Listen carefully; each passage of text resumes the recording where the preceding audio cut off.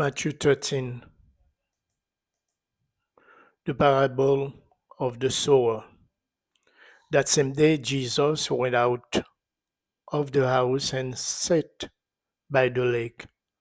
Such large crowds gathered around him that he got into a boat and sat in it, while all the people stood on the shore. Then he told them many things in parables, saying, a farmer went out to sow his seed. As he was scattering the seed, some fell along the path, and the birds came and ate it up. Some fell on rocky places, where it did not have much soil. It sprang up quickly because the soil was shallow. But when the sun came up, the plants were scorched and they withered because they had no root. Other seed fell among thorns, which grew up and choked the plants. Still other seed fell on good soil, and it produced a crop, 100, 60, or 30 times that was sown. Whoever has ear, let them hear. The disciple came to him and asked, why do you speak to the people in parables? He replied, because the knowledge of the secrets of the kingdom of heaven has been given to you, but not to them. Whoever has will be given more, and they will have an abundance. Whoever does not have, even what they have, will be taken away from them. This is how, this is why I speak to them in parables. Though seeing, they do not see, though hearing, they do not hear or understand. In them is fulfilled the prophecy of Isaiah. You will be ever hearing but never understanding. You will be ever seeing but never perceiving. For this people's heart has become callous. They hardly hear with their ears, and they have closed their eyes. Otherwise, they might see with their eyes and hear with their ears, understand with their hearts, and turn, and I would heal them. But blessed are your eyes because they see, and your ears because they hear. For truly I tell you, many prophets and righteous people long to see what you see, but did not see it, and hear what you hear, but did not hear it. Listen then to what the parable of the sower means. When anyone hears the message about the kingdom and does not understand it, the evil one comes and snatches away what was sown in their heart. This is the seed sown along the path. The seed falling on rocky ground refers to someone who hears the word and at once receives it with joy. But since they have no root, they last only a short time. When trouble or persecution comes because of the word, they quickly fall away. The seed falling among the stones refers to someone who hears the word, but the worries of this life and the deceitfulness of wealth choke the word, making it unfruitful. But the seed falling on good soil refer to someone who hears the word and understand it.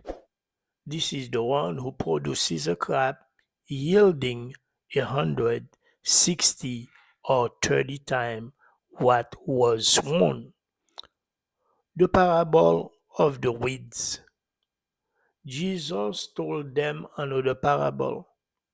The kingdom of heaven is like a man who sowed good seed in his field. But while everyone was sleeping, his enemy came and sowed weeds among the wheat and went away. When the wheat sprouted and formed heads, then the weeds also appeared. The owner's servant came to him and said, Sir, didn't you sow good seed in your field? Where then did the weeds come from? An enemy did this, he replied. The servant asked him, Do you want us to go and pull them up? No, he answered, because while you are pulling the weeds, you may uproot the wheat with them. Let both grow together until the harvest. At that time, I will tell the harvesters, first collect the weeds and tie them in bundles to be burned. Then gather the wheat and bring it into my barn. The parables of the mustard seed and the yeast. He told them another parable. The kingdom of heaven is like a mustard seed, which a man took and planted in his field. Though it is the smallest of all seeds, yet when it grows, it is the largest of garden plants and become a tree, so that the birds come and perch in its branches. He told them still another parable. The kingdom of heaven is like yeast that a woman took and mixed into about 60 pounds of flour until it worked all through the dough. Jesus spoke all these things to the crowd in parables. He did not say anything to them without using a parable. So was fulfilled what was spoken through the prophet. I will open my mouth in parables. I will utter things hidden since the creation of the world. The parables of the weed explained. Then he left the crowd and went into the house. His disciple came to him and said, Explain to us the parable of the weeds in the field. He answered, The one who sowed the good seed is the Son of Man. The field is the world, and the good seed stands for the people of the kingdom. The weeds are the people of the evil one, and the enemy who sows them is the devil. The harvest is the end of the age, and the harvesters are angels. As the weeds are pulled up and burned in the fire, so it will be at the end of the age. The Son of Man will send out his angels, and they will weed out of his kingdom everything that causes sin and all who do evil. They will throw them into the blazing furnace, where there will be weeping and gnashing of teeth. Then the righteous will shine like the sun in the kingdom of their Father. Whoever has ears, let them hear. The parables of the hidden treasure and the pearl. The kingdom of heaven is like treasure hidden in a field. When a man found it, he hid it again, and then in his joy went and sold all he had and bought that field. Again, the kingdom of heaven is like a merchant looking for fine pearls. When he found one of great value, he went away and sold everything he had and bought it. The parable of the net. Once again, the kingdom of God is like a net that was let down into the lake and caught all kinds of fish. When it was full, the fishermen pulled it up on the shore. Then they sat down and collected the good fish in basket, but threw the bad away. This is how it will be at the end of the age.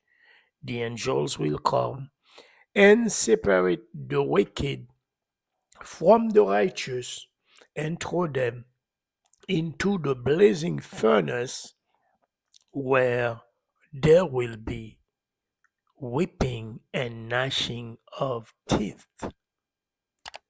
Have you understood all these things? Jesus asked. Yes, they replied. He said to them, therefore, every teacher of the law who has become a disciple in the kingdom of heaven is like the owner of a house who bring out of his storeroom new treasures as well as old. A prophet without honor. When Jesus had finished these parables, he moved on from there. Coming to his hometown, he began teaching the people in their synagogue, and they were amazed. Where did this man get this wisdom and these miraculous powers? They asked, isn't this the carpenter's son?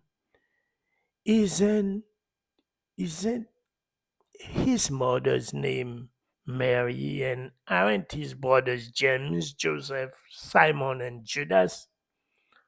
Aren't all his sisters with us? Where then this man get all these things? And they took offense at him.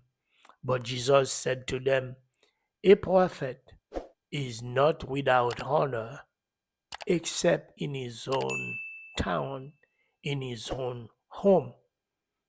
And he did not do many miracles there because of their lack of faith.